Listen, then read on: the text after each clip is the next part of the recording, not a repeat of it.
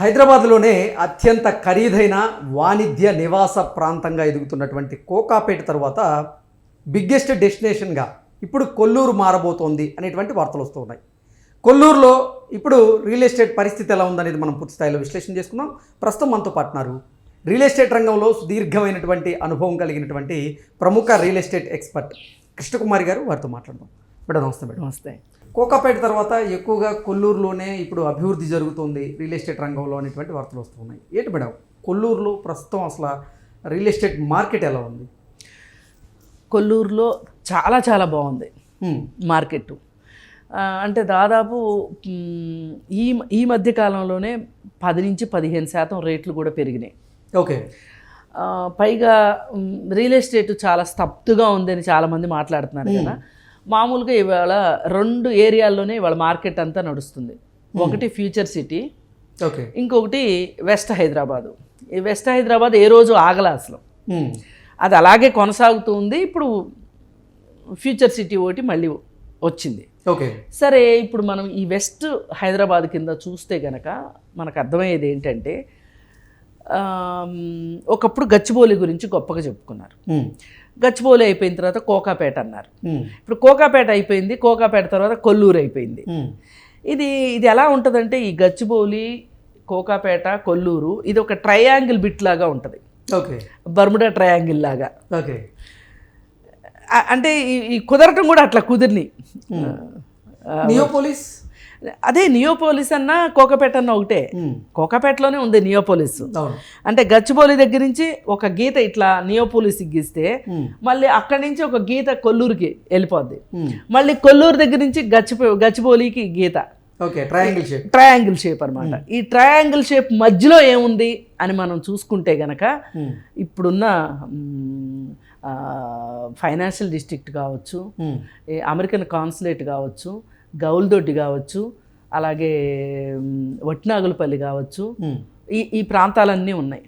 మన యూనివర్సిటీ కావచ్చు, central university కావచ్చు, హైదరాబాద్ సెంట్రల్ యూనివర్సిటీ కావచ్చు, ఈ మొత్తం భాగం ఆ మధ్యలో ఉందన్నమాట.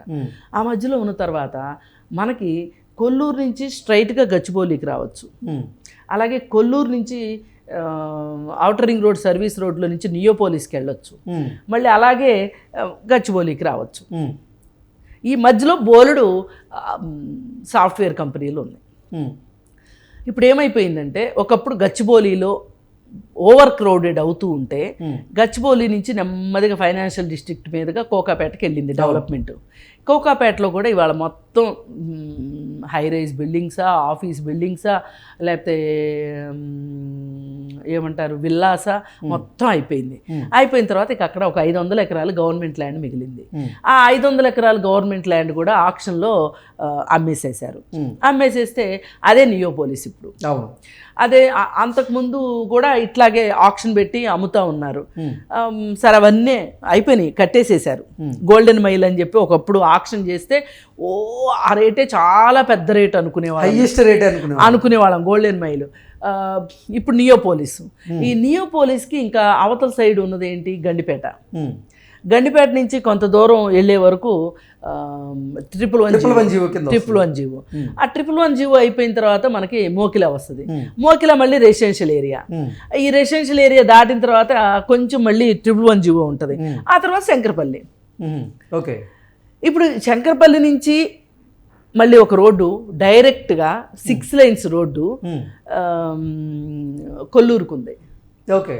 అంటే ఇప్పుడు కొల్లూరు దగ్గర నుంచి ఇటు ఫైనాన్షియల్ డిస్ట్రిక్ట్ వీటిల్లోకి రోడ్లు ఎట్లా ఉన్నాయో, వచ్చే రోడ్లు ఎట్లా ఉన్నాయో, ఈ మధ్యలో భాగం అంతా ఎట్లా తయారైపోయిందో, అంటే మొత్తం ఫుల్ క్రౌడెడ్ అయిపోయిందో, మళ్ళీ ఆ కొల్లూరు దగ్గర నుంచి శంకరపల్లి రోడ్డుకి, అంటే మోకిలా రోడ్డుకి కనెక్షన్ ఉంది, డైరెక్ట్ కనెక్షన్. మంచి పెద్ద రోడ్డు. ఇప్పుడు మరి కొల్లూరులో మార్కెట్ వాల్యూ పెరిగి ఉంటుంది కదా? బాగా పెరిగింది. కొల్లూరు, వెలిమిల విపరీతమైన రేట్లు వచ్చినాయి. కొల్లూరు వెలిమిల బాగా కలిసే ఉంటాయి, పక్కనే ఉంటాయి. అక్కడ రైల్వే కోచ్ ఫ్యాక్టరీ కూడా ఉంది. ఓకే. మీరు కొల్లూరులో నుంచి ఇంకా కొంచెం ముందుకెళ్తే బీడీఎల్ అవన్నీ ఉన్నాయి. భారత్ డైనమిక్స్ లిమిటెడ్ అని చెప్పి ఉన్నాయి. ఆ ఏరియా కూడా బాగా డెవలప్ అయింది.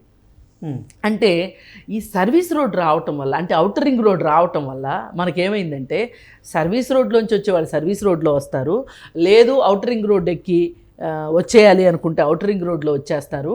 ఇప్పుడు ఈ కొల్లూరులో ఉండి ఆఫీస్కి రావాలనుకునే వాళ్ళకి చాలా దగ్గర అనమాట.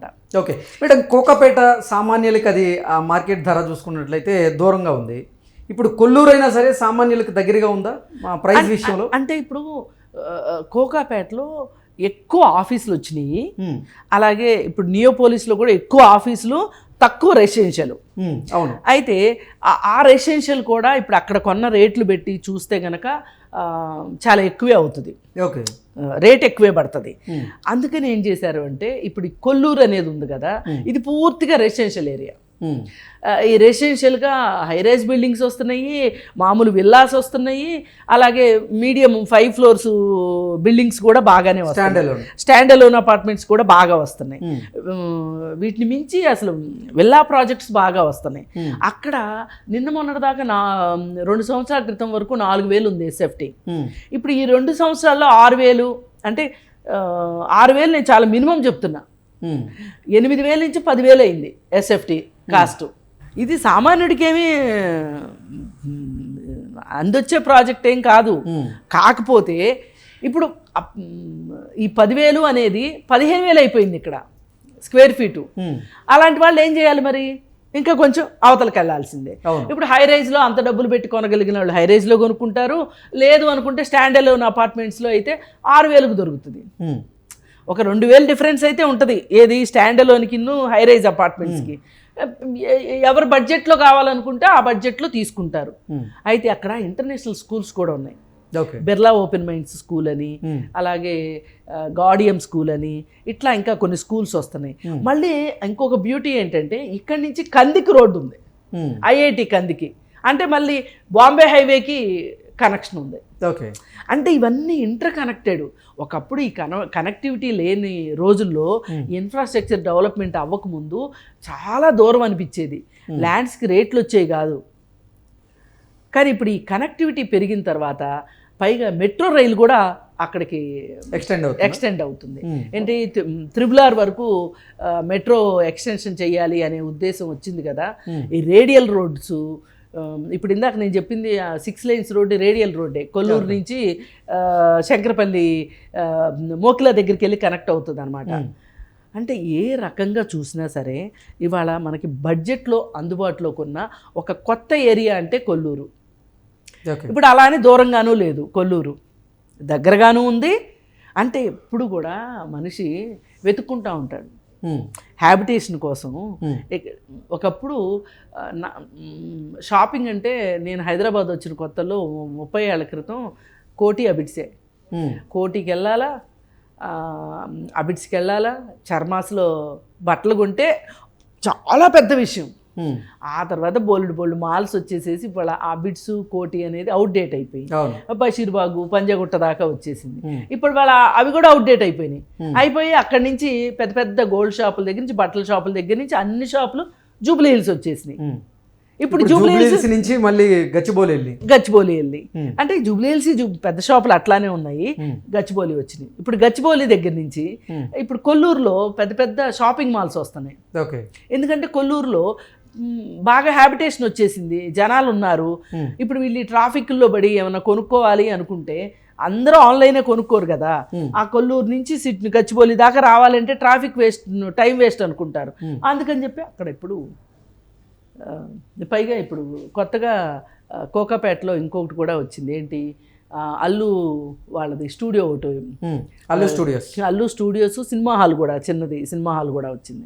ఇవన్నీ చూస్తే ఒక పక్కన ఇంకొంచెం ముందుకెళ్తే గండిపేట, కాస్త వినోదం, ఇట్లా రకరకాలు. ఇప్పుడు చాలామంది ఫామ్ హౌస్లు శంకరపల్లి అవతల వికారాబాద్ వరకు కూడా ఫామ్ హౌస్లు కొనుక్కుంటున్నారు. వాళ్ళకి ఏంటంటే చాలా దగ్గర అయిపోద్ది, ఇక్కడ ఇల్లున్నా అపార్ట్మెంట్ ఉన్నా కానీ ఒక 500 గజాలు 1000 గజాల్లో ఫామ్ హౌస్లు కట్టుకుంటున్నారు.